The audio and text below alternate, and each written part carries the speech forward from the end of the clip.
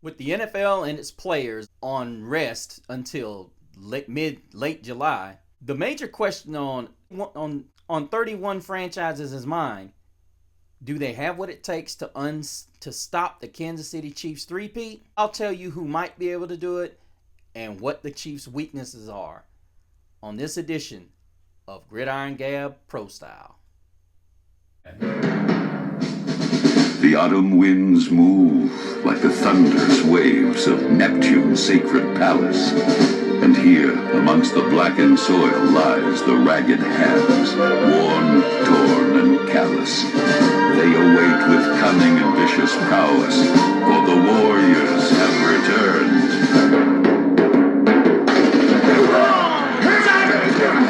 Come on, Dutch! Don't do it!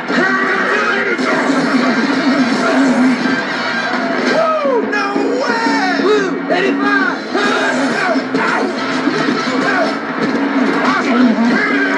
Crying out loud!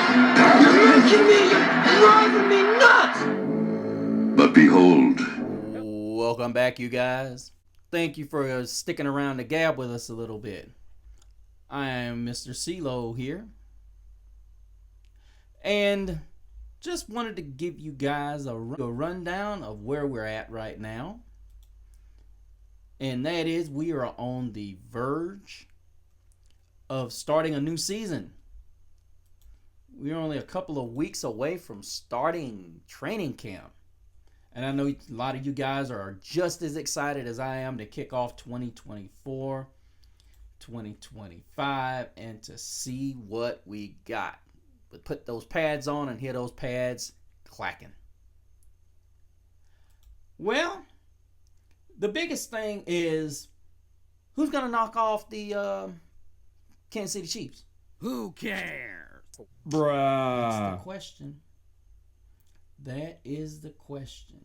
And guys, once again, my subs are not showing up here. So guys, if you are subscribing to the channel, if you're joining the Gridiron Gab family, please let me know, because this has really become really hard to look at, because I'm not able to tell what we're looking at as far as you guys showing up and showing out. But I do have a comment from a Brian M, who said, in my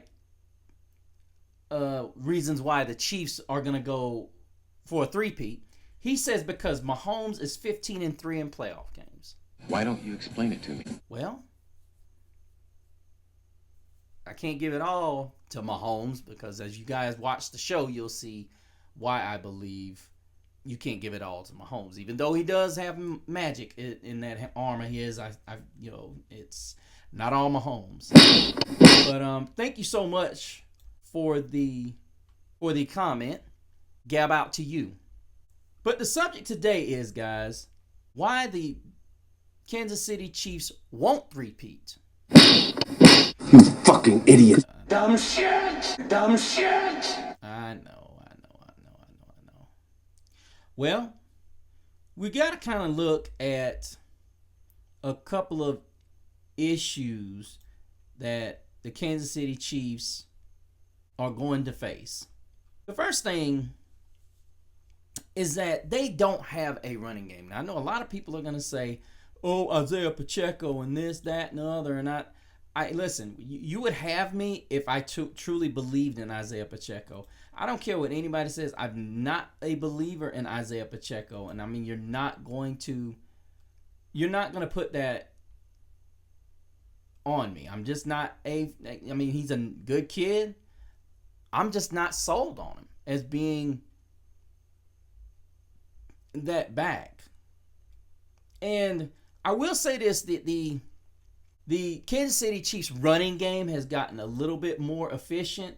That's not saying a whole lot, but I will say this, I think they are doing a much better job. I worry about is if they're throwing the ball too much. Because when you get to a point where you're winning a game, you want to be able to finish them off. And they've done a decent job showing up certain things. But the loss of Mike Edwards to the Bills kind of bothers me.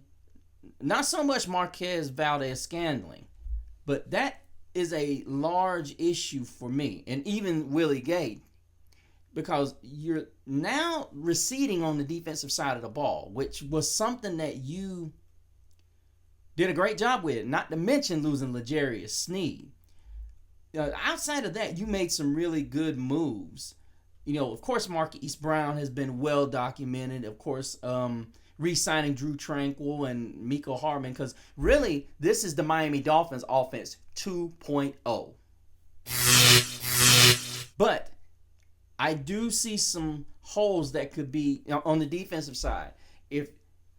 To me, what made this team so dangerous last year is you still had Mahomes and you didn't know where he was going to beat you at.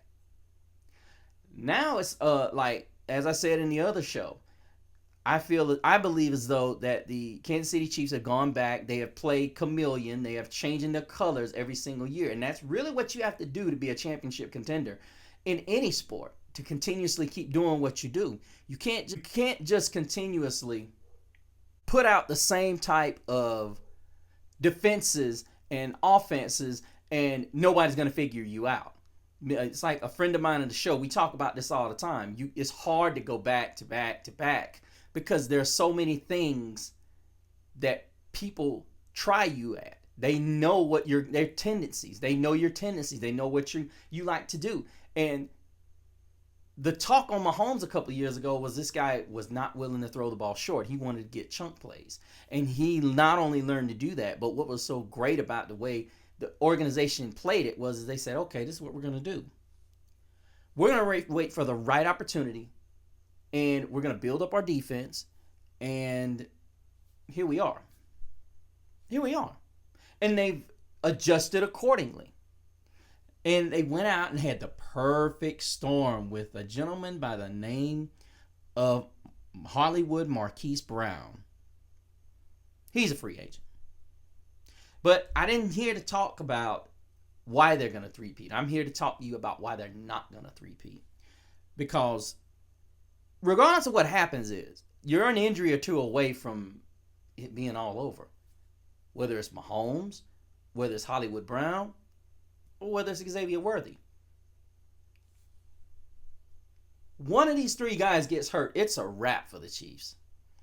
Because this is going to be a team that's back to scoring a whole bunch of points.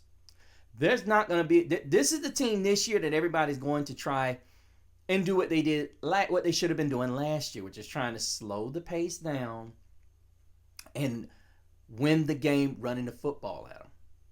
Because the only weakness, really, they weren't bad stopping the run, but the strength was their pass rush. Spagnuolo is just really good at being able to draw up pressure. And you can't deny that. He's that good. But the weakness this season is going to be, as I said, it's going to be bits and pieces of their offensive line. They're going to have to deal with, and I'm going to say it like this, blitz packages are going to be very important for opposing teams. Disguising them and bringing those blitzes at the right time. Because I still don't see that running back out of the backfield that is going to hurt somebody. Now, Pacheco has some ability, but he's not going to be that guy like CMC or Alvin Kamara or Austin Eckler that's going to burn you on an outside throw. He's not going to burn you that way. But you cannot let Xavier Worthy or Hollywood Brown get behind you. You just cannot allow that to happen. And I think with a lot of defenses, you're going to see a lot of defenses go to what I like to call hybrid safeties that can play up along the line of scrimmage and also cover exceptionally well. And you're going to see a lot of teams that can get pressure with 4. Which leads me to whom I believe are going to be the teams to knock out this talk about three-peats. You're going to have at least 3 AFC contenders. I would venture to say 4. And most of you know the usual suspects now with one team that's going to be added into that mix. And guys, I'm going to be honest with you. I'm going to do a 6-part series to this. And I am going to throw in what I like to call my extras. But the way I see it, the teams that I foresee as being the teams that can beat this team are in no particular order. So, Are going to be the Miami Dolphins,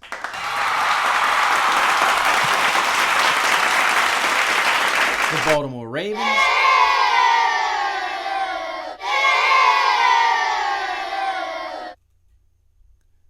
the San Francisco 49ers,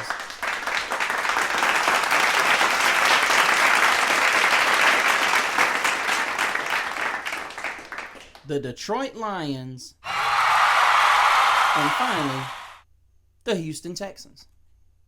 What the? Yes, you heard me.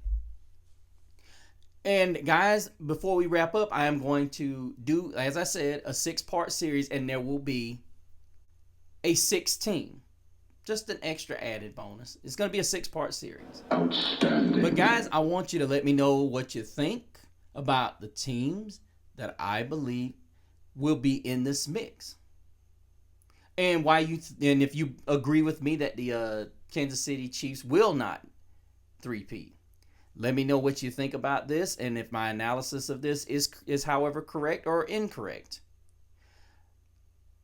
But until the next time, same Gab channel, same Gab platform. But behold, there is a warm breeze that comes from the west. The blazing sounds of victory fuel their everlasting quest. It is a call to arms, for they are here.